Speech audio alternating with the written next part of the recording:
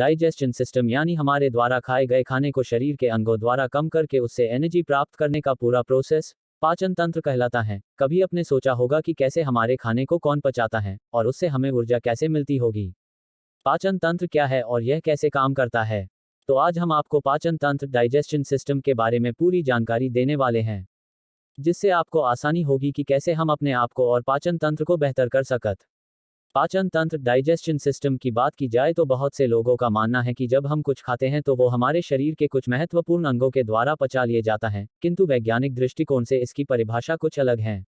भोजन के जटिल अवस्था को शरीर में अवशोषण की क्रिया करके भोजन को भोजन नली एलिमेंट्री कैनल से लेकर मल त्यागने तक के लिए एक पूरा तंत्र हमारे शरीर में पाया जाता है जो भोजन करने के बाद एक साथ कार्य करते हैं। यही तंत्र पाचन तंत्र डाइजेशन सिस्टम कहलाता है। पाचन तंत्र भोजन के जटिल पोषक पदार्थों व बड़े अणुओं को विभिन्न रासायनिक क्रियाओं द्वारा तथा एंजाइम की सहायता से छोटे और सरल घुलनशील पदार्थों में परिवर्तित करने की क्रिया होती है। फूड भोजन के घटक हमारे भोजन में प्रोटीन, कार्बोहाइड्रेट, वसा, फैट, लाइपिड, खनिज व लवण, मिनरल्स आदि पाए जाते हैं, जिनकी अवस्था बहुत ही जटिल होती है, जो आसानी से शरीर में नहीं पचती हैं।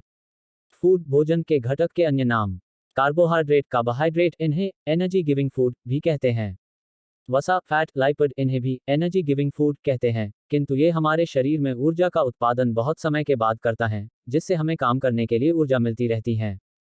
प्रोटीन इन्हें बॉडी बिल्डिंग फूड के नाम से भी जाना जाता है। ये हमारे शरीर की कोशिकाओं की वृद्धि एवं नए कोशिकाओं के बनने में मदद करते हैं।